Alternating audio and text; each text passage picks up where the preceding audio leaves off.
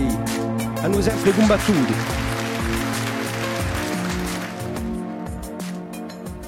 Bonsoir à tous, merci de nous rejoindre sur France 3 Corse via Stella et RCFM pour ce nouveau numéro de Contraste, une émission réalisée en partenariat avec le journal Corse Matin. Notre invité incarne le Parti Socialiste en Corse, ancienne conseillère exécutive sous la mandature Jacob et adjointe au maire d'Émile Soukarili à Bastia au sein d'une union de la gauche.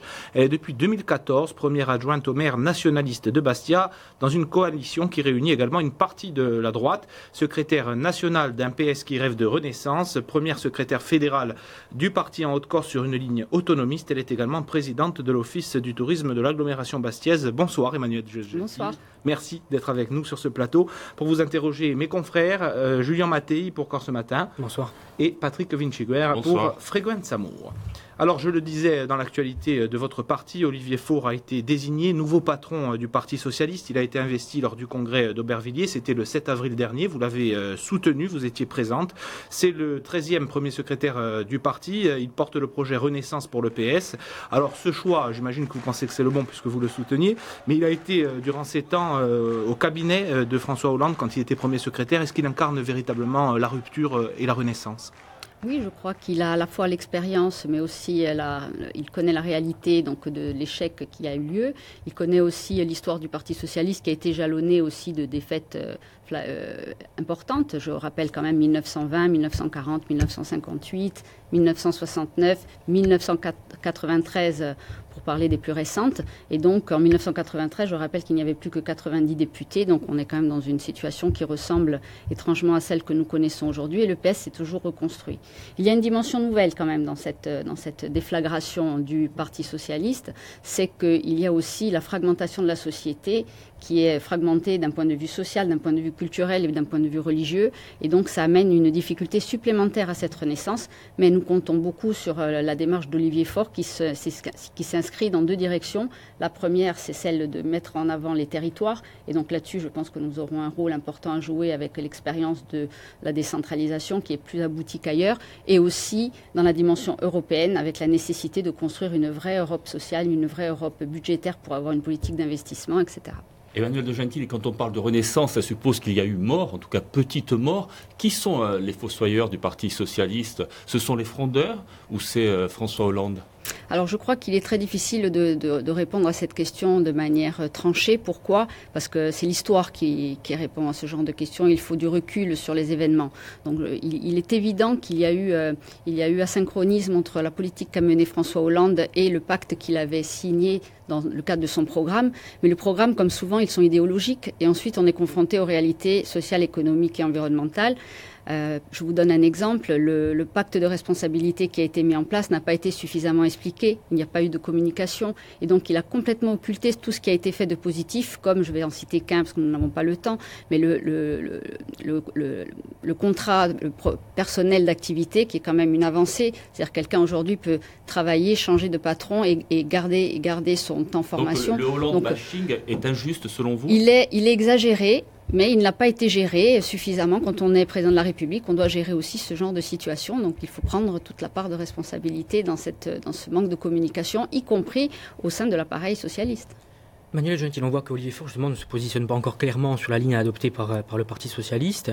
Alors, on voit qu'effectivement, il y a une ligne écologiste qui est plutôt préemptée par Hamon, avec un mouvement, une ligne plus radicale avec Mélenchon encore plus à gauche, le social-libéralisme avec Macron. Quel est finalement l'espace qu'il reste pour le Parti Socialiste ? Il est pourtant assez clair là-dessus. Il a quand même expliqué qu'il y a aujourd'hui un président qui n'est pas de gauche, il y a une gauche qui n'est pas de gouvernement. Donc il se situe bien au centre de ce jeu, c'est-à-dire essayer de redonner confiance aux citoyens avec un programme qui puisse être adapté aux nouveaux enjeux, aux nouveaux usages de la société, mais qui soit une gauche de gouvernement. Donc il est vraiment entre les deux dans cette social-démocratie différente de celle de Macron, puisque Macron est quand même dans une politique qui est foncièrement de droite. Vous êtes très critique sur la politique alors, ce n'est pas un allié ni pour aujourd'hui ni pour demain. Non, ce n'est pas un allié, mais pour autant, je reste objective sur ce qui est fait. C'est-à-dire que je ne souhaite pas rester dans cette posture de l'opposition pour l'opposition, et donc j'analyse les mesures au fil de l'eau. C'est-à-dire que j'ai une position sur la Corse, j'ai une position sur les mesures nationales, et donc effectivement, globalement, je conteste la politique qui est menée aujourd'hui, qui favorise les ultra-riches. On va parler de la Corse, du PS en Corse tout d'abord. Alors, on vous a souvent fait la critique de spéculer finalement sur l'étiquette PS sans avoir de réel électorat et d'avoir été conseillère exécutive, première adjointe. Que représente le parti aujourd'hui en Corse en termes d'adhérents ? Alors, en termes d'adhérents, je ne connais pas les chiffres de la Corse du Sud, puisqu'il y a 2 fédérations. Sur la Haute-Corse, actuellement, nous avons 450 adhérents. Et la fluctuation a toujours été entre 400 et 600 adhérents dans les plus belles années. Donc je pense que nous tenons bien le choc de la déflagration qu'il y a eu quand on fait la proportion vis-à-vis des chiffres annoncés au niveau national. Le chiffre était assez bas, donc la chute pouvait être... Voilà, mais donc c'est pas une... 450 militants, c'est pas énorme, hein. Mais on a eu 600 dans les plus belles années, donc c'est pas non plus extravagant, quoi. Donc comment je vous trouve que le chiffre reste quand même très... Vous avez ce projet de gauche autonomiste que vous voulez structurer, de plateforme Alors, de la gauche. Comment vous voyez l'avenir du PS? Ce que nous souhaitons faire, et c'est ce que nous avons entamé une discussion avec Olivier Faure, puisque nous pensons qu'il est important, dans le cadre de sa proposition de travailler avec les territoires, de déployer au niveau de la Corse une plateforme d'idées qui permettrait de rassembler les progressistes, c'est-à-dire tous ceux qui se reconnaissent dans ce que nous pouvons défendre en termes d'autonomie de la Corse, en termes de valeurs sociales, de vision de la Corse et d'objectifs pour son développement, tout en pouvant s'affranchir des engagements partisans. C'est-à-dire qu'on ne sera pas obligé d'être socialiste pour entrer sur cette plateforme, mais c'est sûr que si on ne reconnaît aucune des valeurs du socialisme, ça sera très difficile d'y rester. Le fonctionnement de la République en marche. On peut peut-être le considérer comme ça, si on veut, mais en tous les cas, c'est une vision de projet. Alors, est-ce qu'ils peuvent s'approprier la vision de projet ? Je ne pense pas. Voilà, parce qu'on pourrait dire aussi que c'est la démarche de Femo-Agours dans son par exemple, du PRG qui prône une autonomie aussi, pourrait vous rejoindre. Écoutez, sur ces bases, par exemple. S'il se reconnaît dans l'amorce de ce que nous essayons de lancer, il n'y a pas de tabou, ni sur les personnes, ni sur les idées. Ça a l'air destiné aussi avant tout à vos amis nationalistes de Femo-Agours, puisqu'ils sont aussi sur ce type de plateforme. L'idée, c'est d'avoir une plateforme où on vient librement pour collaborer à un moment donné sur la construction d'un projet social, économique et environnemental.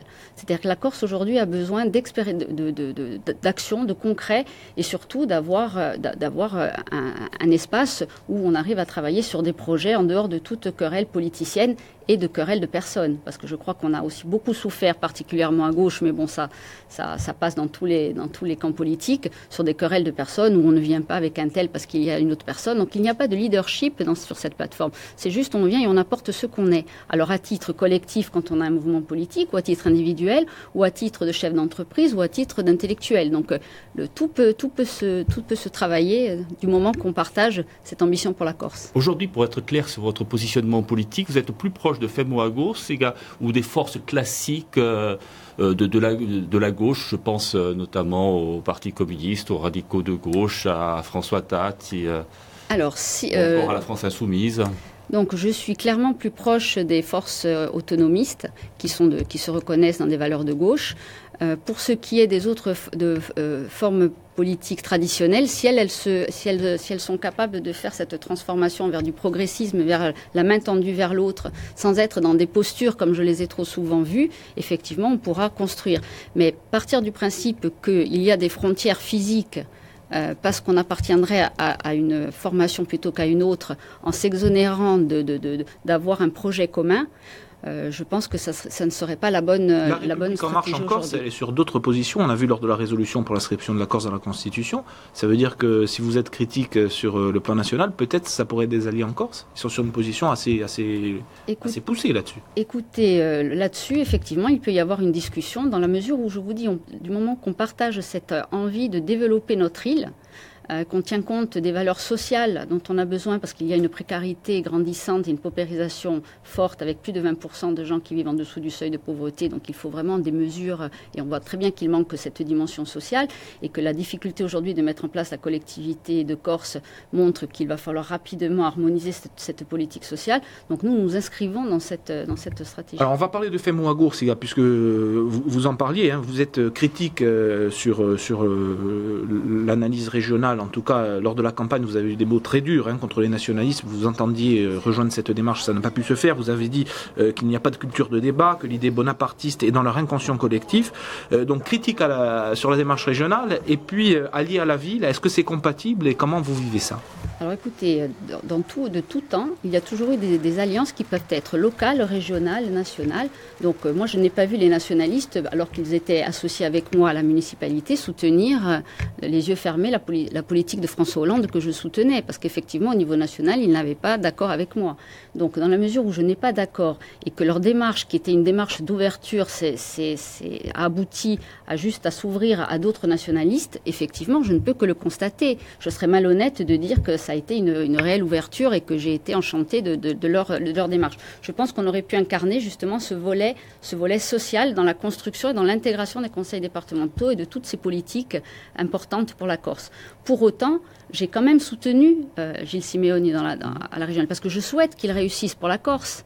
Donc il n'y a pas d'ambiguïté là-dessus. Je n'ai pas de position. 2 ans et demi après, vous diriez qu'il réussit, que le bilan est bon?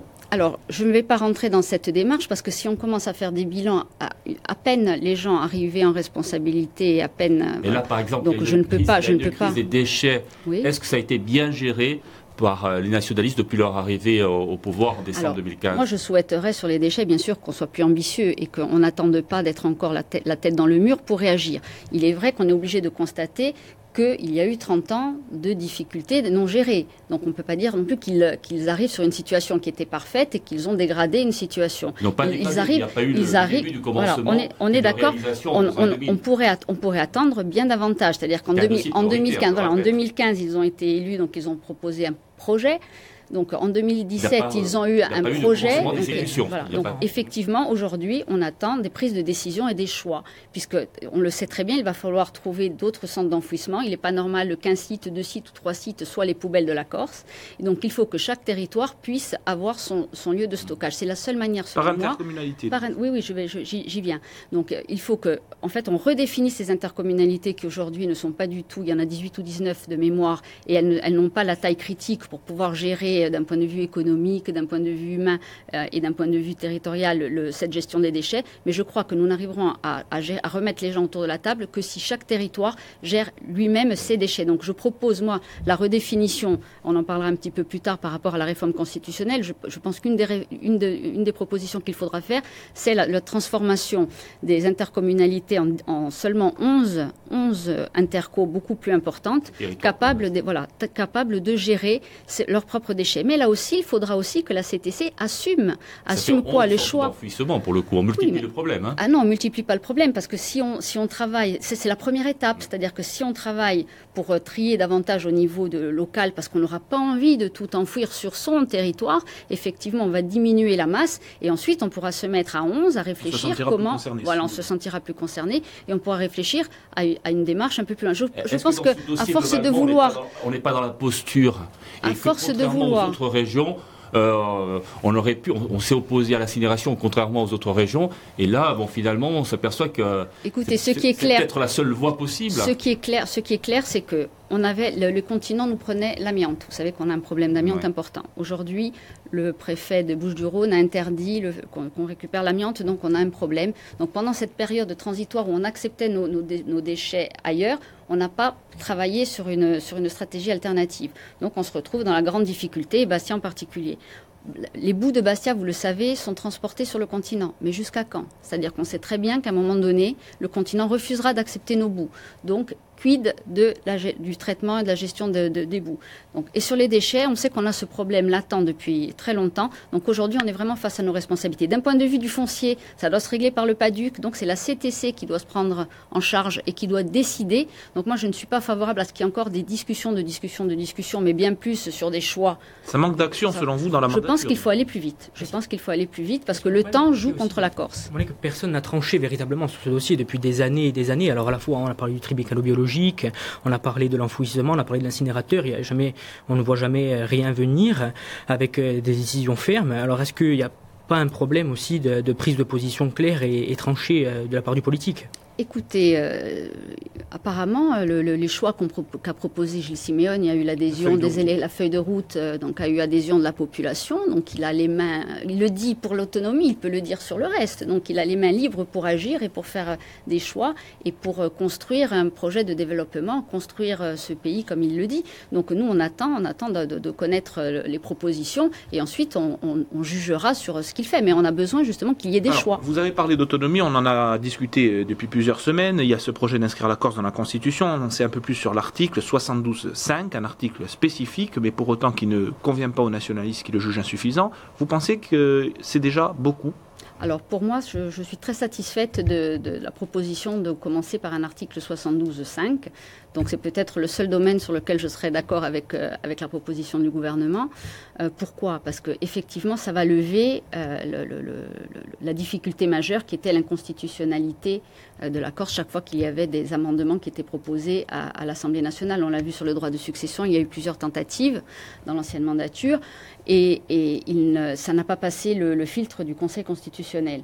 Aujourd'hui, le fait que la Corse soit reconnue comme spécifique dans le cadre des collectivités territoriales et le fait que l'on puisse d'un côté adapter le règlement, c'est-à-dire en direct avec le gouvernement et ensuite dans le cadre de la loi organique, c'est-à-dire qu'il viendra une loi organique au lendemain de l'approbation de la réforme constitutionnelle, effectivement, moi j'espère qu'il y aura une loi d'habilitation. Il faudra attendre le contenu de cette loi qui sera déterminante. On ne peut pas. On peut être dans l'impasse pour l'instant qu'on est aujourd'hui.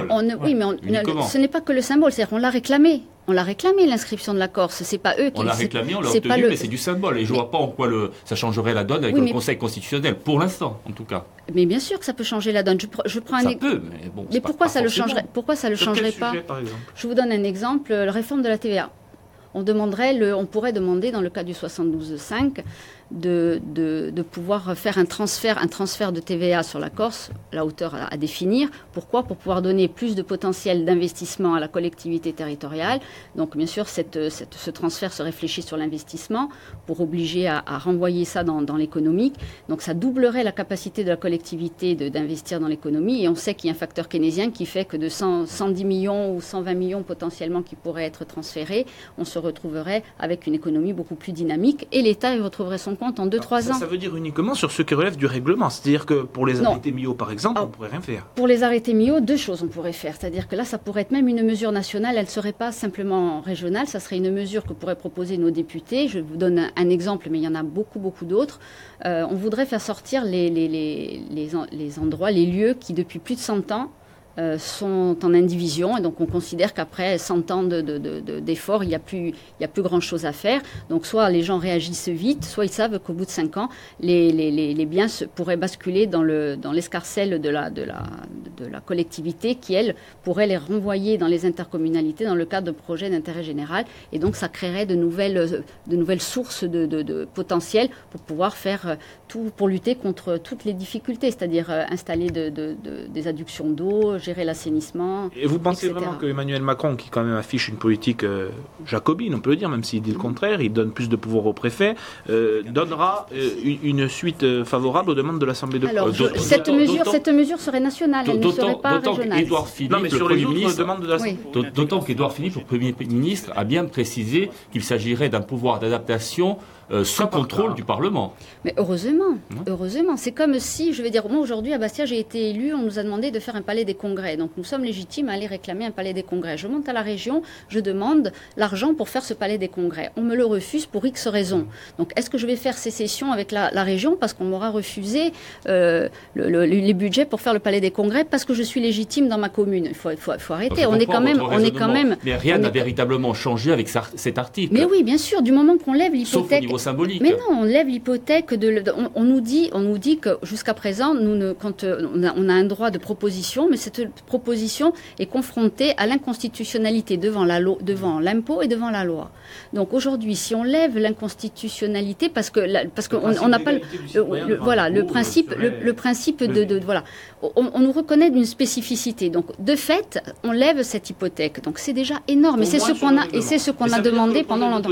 Règlement et aussi on attend maintenant, il y aura une loi organique. Ce qu'il faut. Aujourd'hui, on fait des procès d'intention alors qu'il faudrait travailler travailler dans le fond. Donc moi, j'invite tous les élus en responsabilité à faire connaître même à la population les propositions de contenu de cette loi organique qui pourrait être une loi d'habilitation ponctuelle ou globale, pour pouvoir essayer de convaincre. Parce que, vous savez, aujourd'hui, j'ai l'impression que vraiment, on est dans une posture de conflit. C'est-à-dire qu'on veut créer le rapport de force. On n'a pas besoin de créer un rapport de force. Ça veut dire la politique de la chaise vide de Jean-Guy Talamogne ou l'action frontale face à l'État de Gilles Simeoni, vous n'a cautionniez pas, vous trouvez ça, c'est dommageable la chaise vide de Jean-Guy Talamogne, bon, c'est une posture, hein, donc il pense que c'est sûrement très bien. Elle ne me gêne pas parce que pour moi l'essentiel c'est qu'il est le président de l'exécutif, celui qui peut engager la Corse. Parce que moi je ne reconnais pas de parallélisme de forme entre le président de l'exécutif et le président de l'Assemblée de Corse. Et je crois que ce qu'on essaye d'installer, de dire qu'ils sont à parité, c'est faux. Ce n'est pas inscrit dans la loi, ce n'est pas inscrit dans les textes. Donc je crois qu'il faut aussi... On laisse trop de place à Jean-Guy Talamogne. Je pense qu'on laisse trop de place à Jean-Guy Talamogne dans le cadre de ce qui se passe. Et je crois qu'il faut que Gilles Simeoni et donc l'organisation de sa majorité. Il est le représentant des Corses aujourd'hui, il n'est pas le représentant de FEMUAGOR. Donc il doit défendre l'intérêt des Corses et faire valoir sa position de leader de cette majorité. Et il serait perçu d'une autre manière aussi à l'extérieur. Vous êtes toujours tenté pour rejoindre FEM ou dans la perspective des prochaines territoriales qui arriveront rapidement dans moi je garde mon identité. Je n'ai jamais eu l'intention de rejoindre, c'est-à-dire d'être absorbé, d'être digéré, d'être malaxé dans un autre mouvement politique. Donc ce que je défends, c'est toujours le dialogue et le fait d'être en partenariat. Ça oblige chacun à faire des efforts. Je le vois au quotidien à la mairie de Bastia, le fait que nous venions d'horizons différents, ça nous oblige au consensus, à la discussion et à faire progresser les idées des uns et des autres. Donc effectivement, dans ce contexte-là, je prône une coalition qui permettrait à chacun de faire avancer et surtout de faire reculer l'idée d'indépendance, puisqu'effectivement, nous ne sommes pas des indépendantistes, nous ne sommes même pas des nationalistes, nous sommes des autonomistes. Et donc, il ne pourrait pas faire partie de ce schéma-là. Alors, s'il ne prétend pas à l'indépendance, il ne me gêne pas. Si sur les idées, il veut entre parenthèses comme actuellement. S'il met entre parenthèses durablement l'indépendance, il ne me gêne pas. Si maintenant il met l'indépendance comme un objectif à court terme, effectivement, je ne vais pas défendre la même chose que lui. Ça, vous, pour l'instant, vous mettez l'autonomie entre parenthèses, puisque vous vous satisfaisez de... Mais non, pourquoi c'est-à-dire, parce qu'on le décrète, on doit l'obtenir. C'est-à-dire, mais quelles sont les démonstrations que la Corse a fait jusqu'à présent en matière de mise en œuvre des compétences et de dépenses? On a un programme énergie... Cette expression, il y a quelques années, on se comporte en enfant gâté, vous la reprendriez aujourd'hui? Oui, complètement. Et au contraire, on est même égocentré, donc on a l'impression que le monde tourne autour de la Corse, alors qu'il faut peut-être s'ouvrir et regarder dans l'autre sens. Vous parliez de Bastia, on va parler de la ville et de la CAB, puisque vous êtes également première adjointe au maire de Bastia. L'opposition est très critique sur la gestion de la ville, du MCD au PRG en passant par les communistes, absence de projet, une ville sale, une ville sans vision, 15 millions d'euros d'investissement programmés, c'est moins que ce qu'on connaissait sous l'ère Tsoukarí. Alors écoutez, je ne suis pas du tout d'accord avec cette approche. Effectivement, ce n'est pas parce que l'opposition dit toujours la même chose et ne se renouvelle pas que ça devient une vérité. Donc les faits sont têtus et donc moi je fais un bilan de deux manières.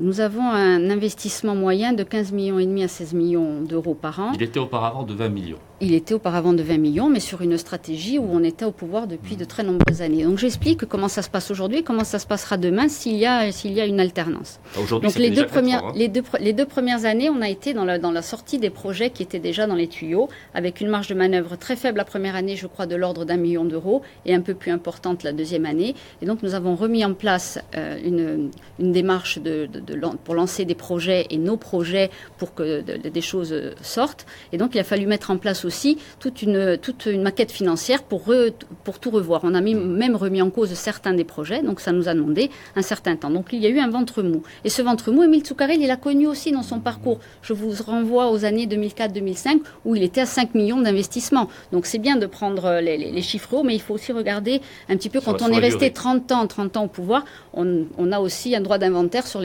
l'ensemble des années. Donc 2004-2005, ce sont des années intéressantes et pour autant il y était peut-être pour rien parce qu'il a peut-être eu des difficultés dans le montage financier ou dans les rapports avec les autres collectivités pour être soutenus dans ces projets.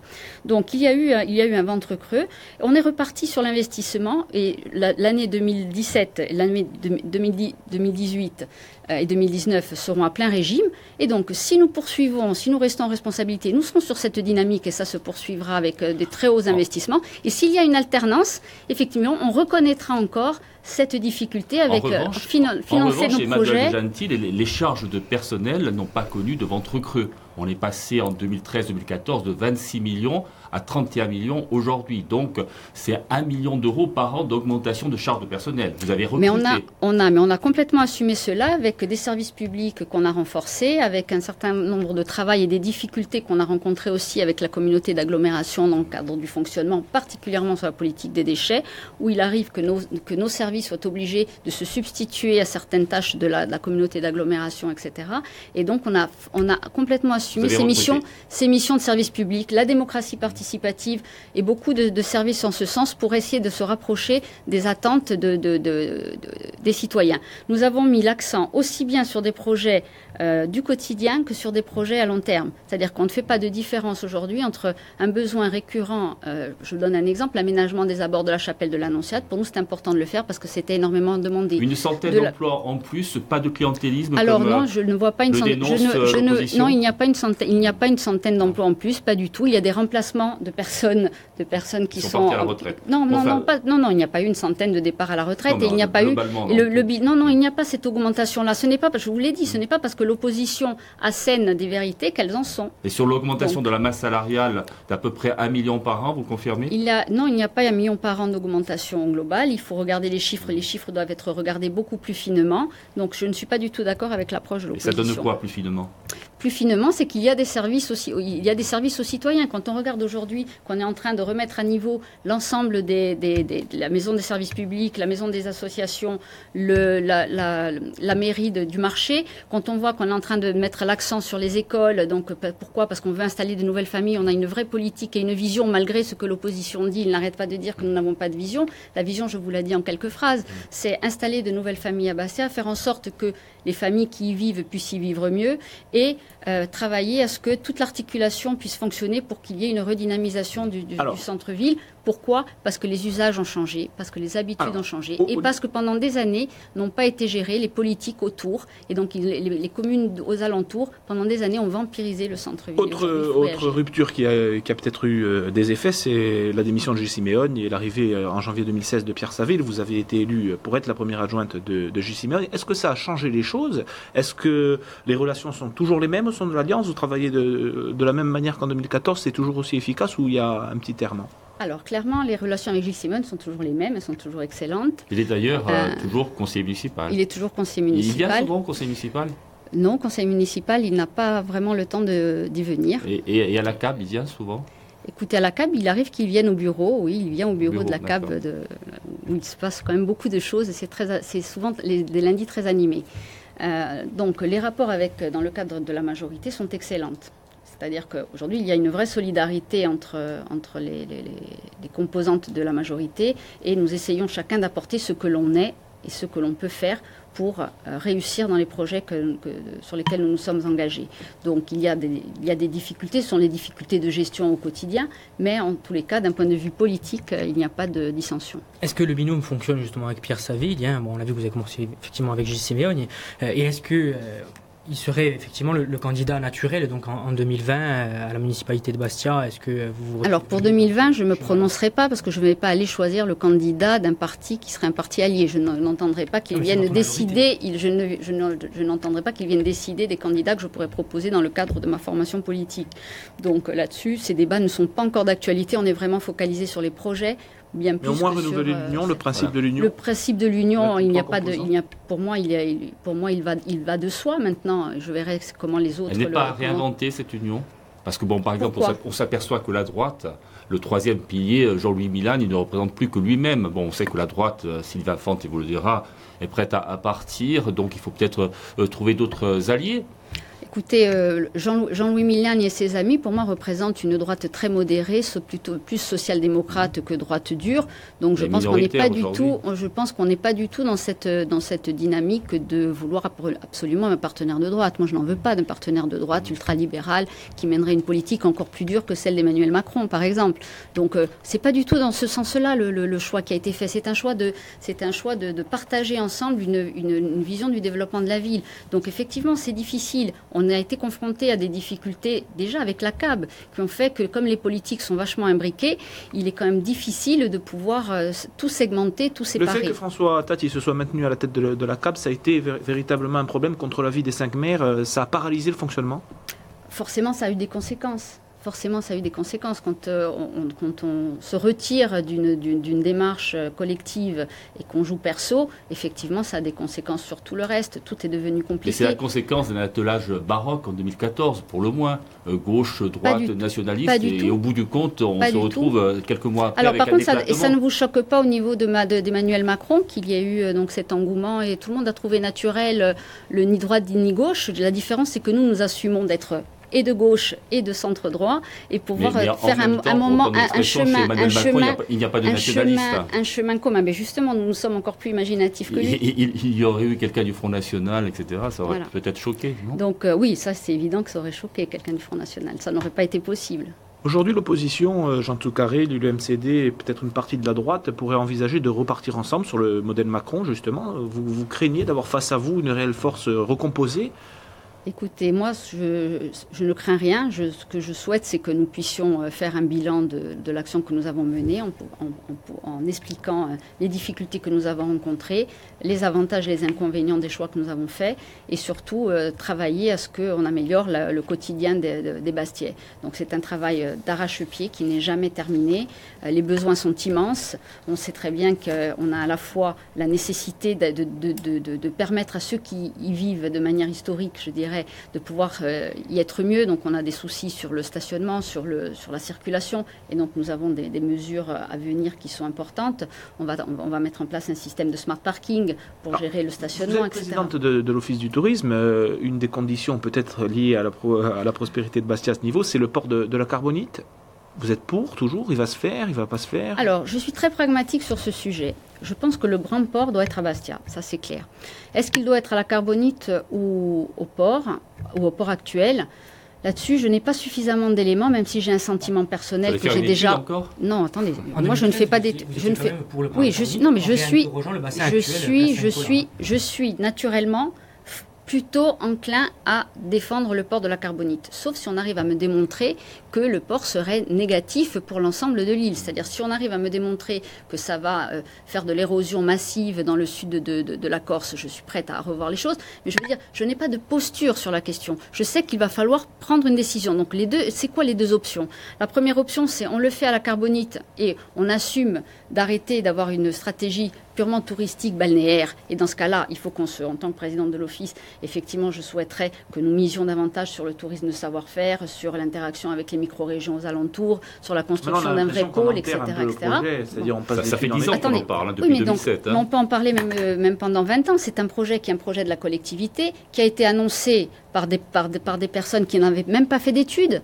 Donc, je veux dire, c'est comme beaucoup de projets, on en parle pendant des années, mais ensuite, on attend 20 et 30 ans pour qu'ils se réalisent. On peut parler du Spacimar. Le Spacimar a été annoncé en 2008, on l'inaugure en 2018. Donc, il s'est quand même passé 10 ans, et nous avons travaillé d'arrache-pied pour le modifier, finir de le financer et le réaliser. Donc, je veux dire, on ne peut pas nous rendre responsables de cette inertie du passé. Entre-temps, il y a un projet alternatif qui émerge, donc effectivement de réinterroger le bassin actuel du port, Place Saint-Nicolas.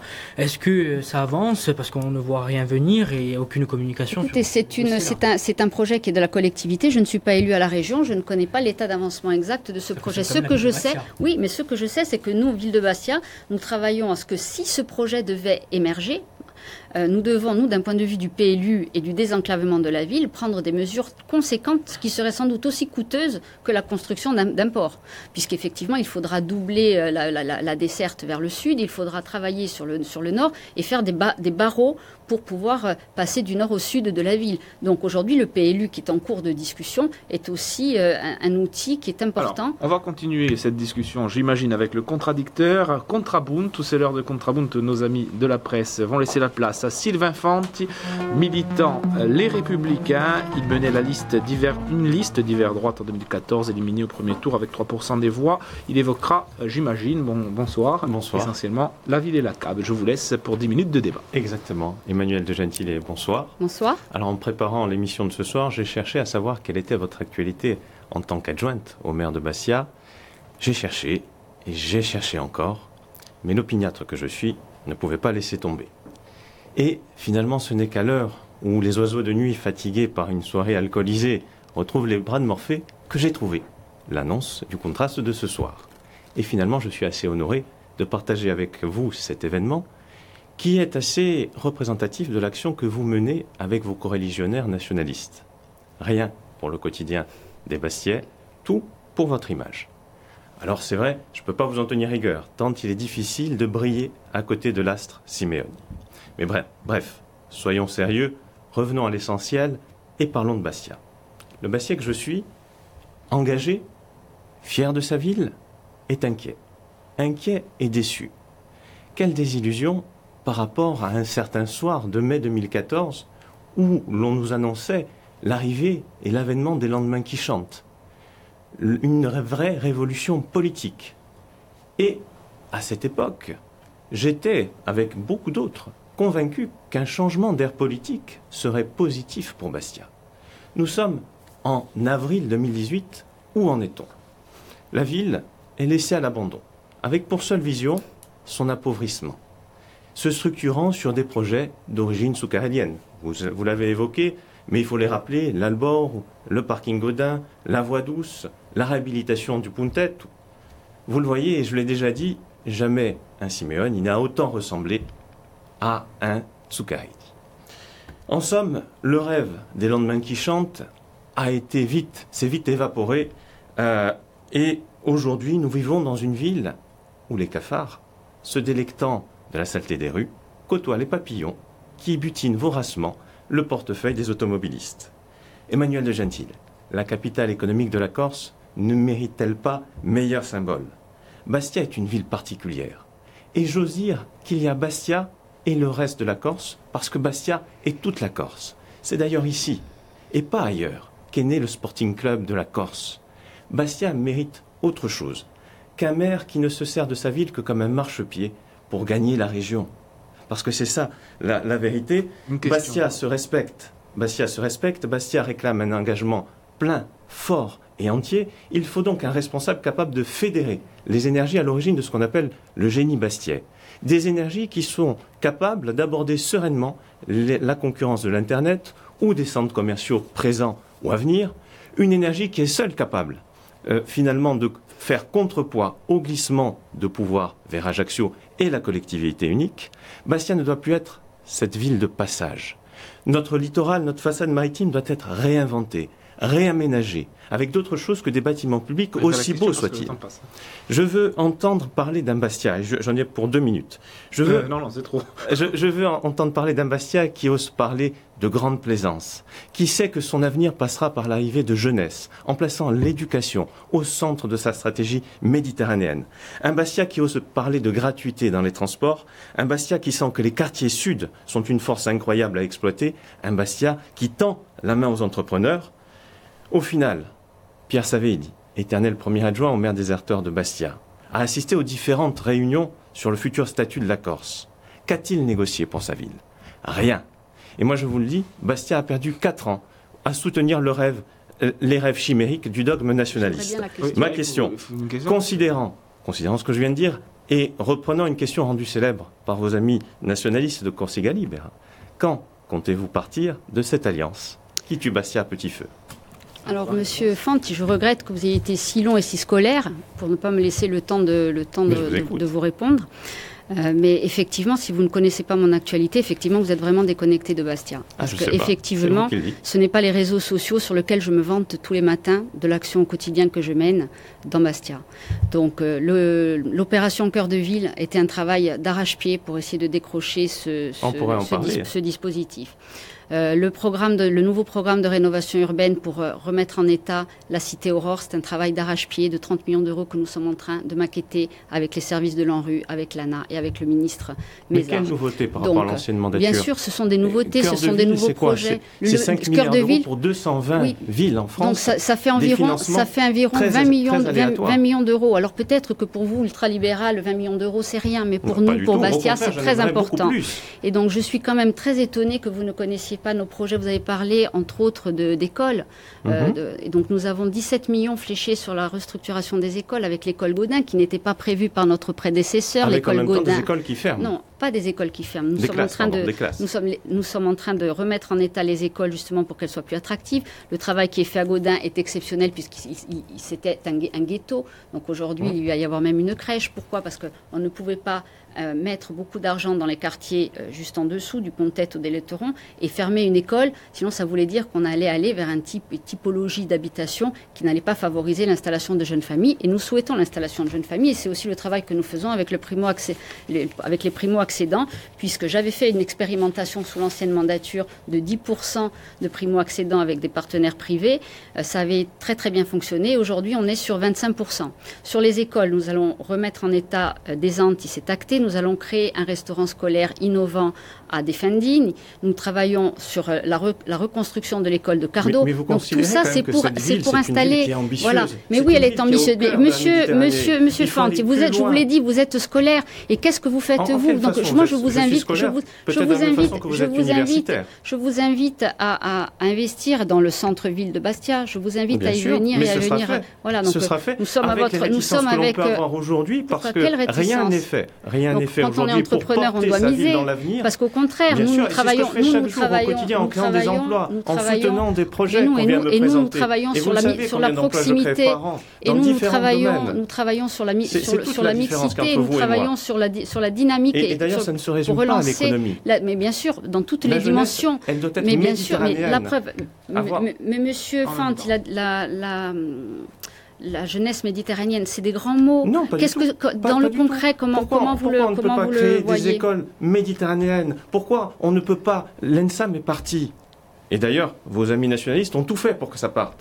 Quelle autre école êtes-vous allé chercher pour la réinstaller dans la ville? Nous avons l'université de Corse l'université a son rôle et Bastia peut avoir le sien. Bien sûr que nous avons notre rôle. Nous avons nos choix, Monsieur Fanti. Le jour où vous serez en responsabilité, vous ferez vos choix. Bien entendu, et c'est pour ça que je suis là. Ils sont sur le logement, sur le fait d'installer de nouvelles familles à Bastia, sur le fait d'apporter une qualité de vie, sur le fait de redynamiser le centre-ville en tenant compte des nouveaux usages. Et donc c'est tout un travail. Mais il faut savoir que jusqu'à présent, c'est une compétence qui n'est pas tranchée au niveau de la communauté d'agglomération, qui n'est pas une compétence de la ville. Pour autant, la loi NOTRe nous permet d'y revenir. Pour moi, c'est trop technique tout ça. Mais je suis désolée pour vous, parce que vous vous intéressez à la politique, donc il faudra vous intéresser également à la technique. Effectivement, mais sauf que les Bastiais, qu'est-ce qu'ils attendent? C'est des actes. Et même s'ils ne sont pas immédiats, nous avons acheté la Poste pour que la Poste soit un centre d'attractivité. C'est un projet sur lequel on pourrait parler. Donc ça, je pense que ce n'est pas un projet de nos prédécesseurs, par exemple, ou le Montinum sur la façade maritime. Là aussi, ce n'est pas.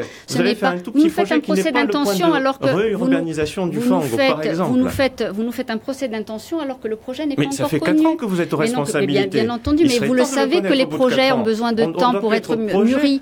Parce que si on était allé beaucoup plus vite, vous auriez reproché d'aller trop vite et de ne pas suffisamment réfléchir et de ne pas mesurer les impacts.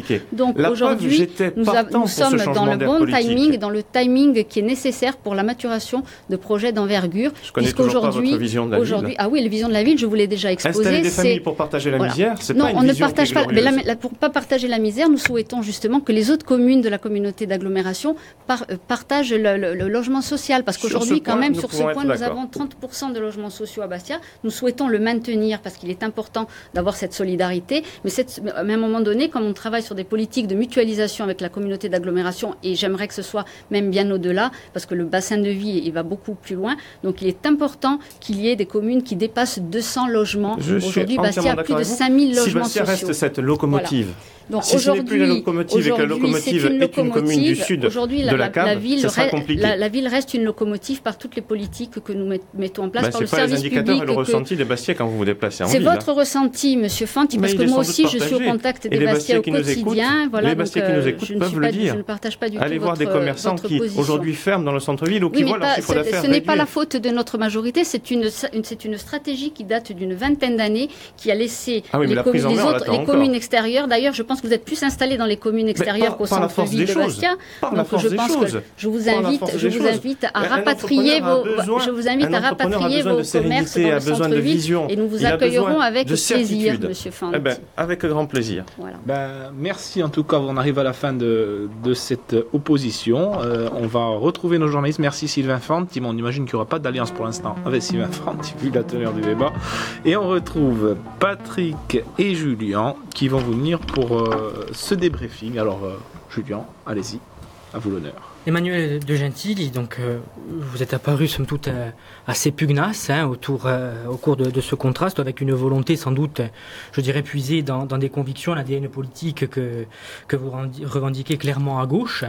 En l'occurrence, une gauche dite progressiste d'un courant de pensée, le socialisme, aujourd'hui en déshérence, qui, en situation de responsabilité à la fin du siècle dernier, a été l'un de ceux qui a le plus reconnu dans la décentralisation la spécificité de la Corse, il faut le rappeler, que l'île ne lui a jamais vraiment rendu dans les urnes d'ailleurs.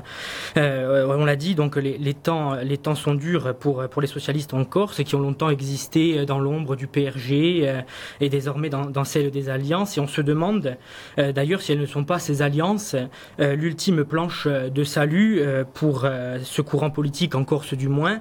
Vous avez vu en effet en 2015...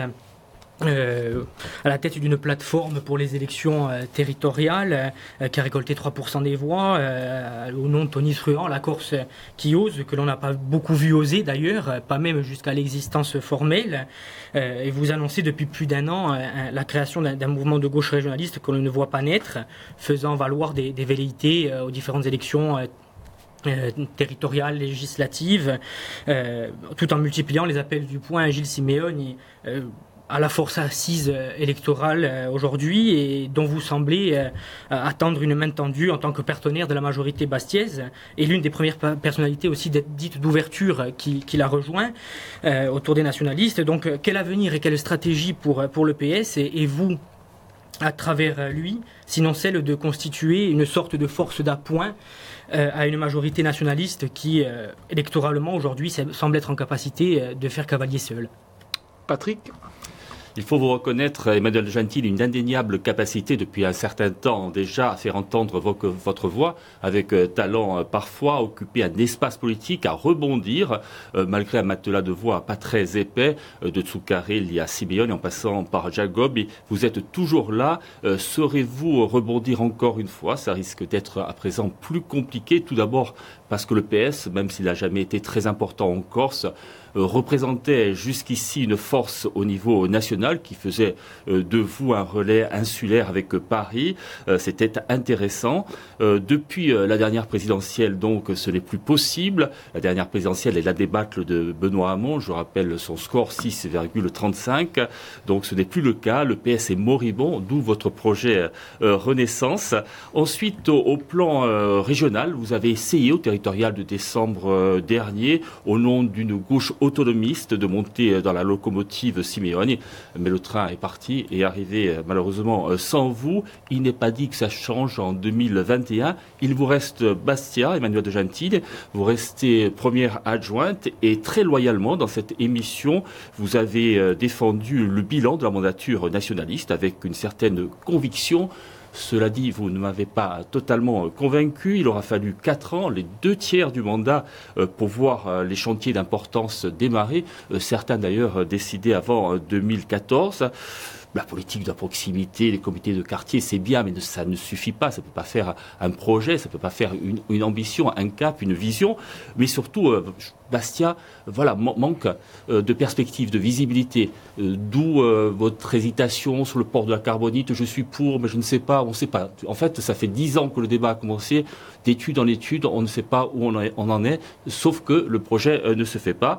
Alors, globalement, je ne sais pas si c'est pire ou mieux qu'avant. En tout cas, une chose est sûre, ce n'est pas la révolution copernicienne annoncée. Alors, peut-être viendra-t-elle dans les 2 ans qui viennent. Bon, qui sait, soyons optimistes. Alors, Emmanuelle de Gentil, vous pouvez répondre à la fois sur le parti et sur Bastia. Donc, je rebondis d'abord sur Bastia. Donc, pour ce qui est du port et des projets, je le répète, le port de Bastia, c'est pas le port de la mairie de Bastia. C'est-à-dire, la mairie de Bastia va s'adapter aux choix qui vont être faits au niveau régional pour faire en sorte que ça fonctionne. C'est-à-dire qu'à un moment donné, moi, je souhaiterais qu'il soit à la Carbonite. Si le choix est fait en centre-ville, quand les principaux intéressés ne montrent pas de volonté, c'est difficile. Mais non, ce n'est pas de cette manière-là. C'est pas un projet que nous pouvons porter au niveau de la commune. Donc, il faut vraiment qu'il y ait ce travail. Et pendant longtemps, on nous a aussi entretenus dans un mirage, le mirage d'études qui n'avaient jamais été menées.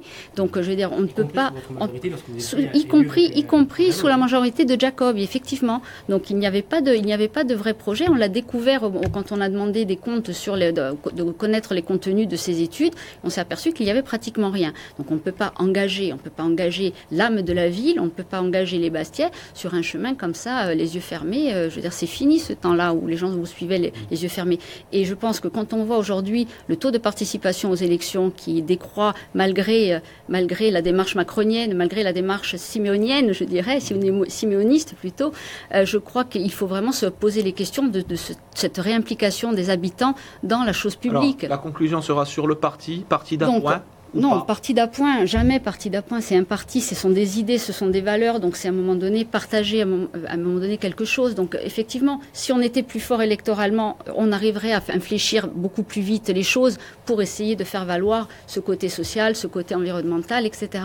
On ne rencontre pas cet électorat puisqu'apparemment on préfère rêver et aller sur d'autres chemins. Mais nous continuons à être motivés et je crois que ce qui est important, c'est d'avoir vraiment des convictions. C'est-à-dire qu'aujourd'hui, mon parti est en difficulté, mais pour autant, pourquoi je vais l'abandonner? Ça voudrait dire que mes convictions étaient négociables. Non, mes convictions ne sont pas négociables. Donc je vais continuer de le défendre, mais je veux qu'il évolue. Je veux qu'il tienne compte de ce que l'on est ici en Corse. Un parti décentralisé, autonomiste. Nous sommes autonomistes. Ça fait 30 ans que le Parti socialiste défend ces questions-là. Nous avons été longtemps la variable d'ajustement dans les négociations nationales avec le PRG. Vous l'avez dit à demi-mot, mais moi je le dis clairement. Donc nous n'avons pas pu avoir ces choses-là. Donc moi je dirais, comme je vais terminer sur une citation de Mandela.